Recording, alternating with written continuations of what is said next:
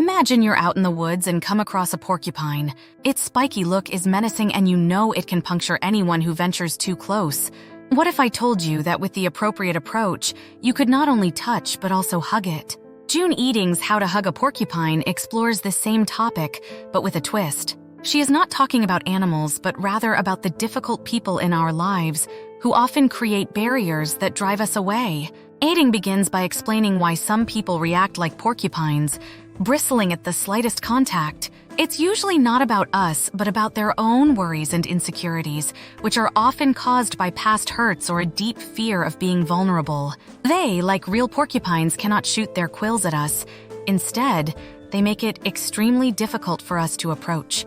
Dealing with difficult people is like trying to hug a porcupine.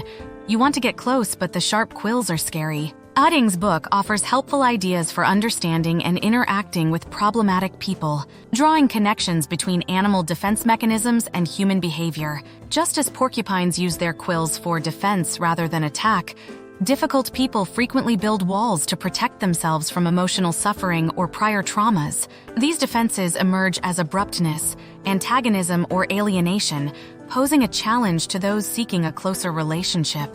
Recognizing that below a tough exterior there is vulnerability is the first step towards overcoming obstacles with understanding and empathy. Eding proposes numerous practical ways for dealing with human porcupines, emphasizing the value of patience and calm.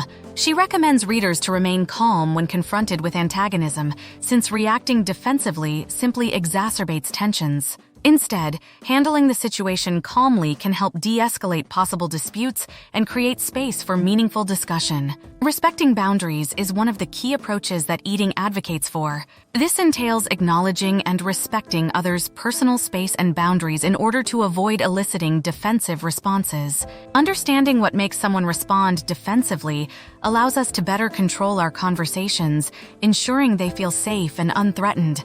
Respect for limits is important not only in personal relationships, but also in professional contexts where tensions can be severe. Building empathy is another major concept in the book. Eding challenges readers to strive to see the world through the eyes of tough characters. This can include active listening, in which you pay close attention to the other person's remarks without pre-planning your response. Such genuine involvement can soften even the most guarded people, making them feel heard and understood, potentially dropping their guard. Eding also discusses the value of finding common ground. She suggests talking about common interests or positive experiences to create a comfortable atmosphere for both people. These exchanges can reaffirm the notion that, despite differences, there is room for connection and understanding. The book is not only about managing others, but it also encourages reflection. Sometimes we have to recognize and manage the porcupines within ourselves. We all have moments when we respond defensively, and understanding our triggers might help us communicate with others more effectively. Self-awareness allows us to adjust our behavior, becoming less prickly and more friendly. Furthermore, Eding does not hesitate to suggest that sometimes the best response is to withdraw and allow the situation some breathing room. This is especially helpful in heated situations where continuing the debate could lead to further confrontation. Taking a break can help people relax, think, and come back to the topic with a clearer mind and calmer emotions. Eding gives real-life examples from a number of settings, including the workplace, where conflicts are common and can escalate quickly owing to the high-stakes atmosphere. She advises taking a firm yet understanding position in professional issues. Standing your position respectfully can help to keep disagreements under control while retaining your integrity and expertise. At home, maintaining relationships with challenging family members typically takes a delicate balance of love, patience, and firmness. She covers how to cope with critical parents or demanding youngsters, emphasizing the importance of clear communication and setting limits. These strategies are essential not only for conflict resolution, but also for strengthening and loving relationships. Finally, while embracing a porcupine, figuratively speaking, may appear intimidating, it is a talent that can be learned and mastered with practice. Every conversation is a chance to practice and gain experience in dealing with difficult people, helping you improve your skills over time.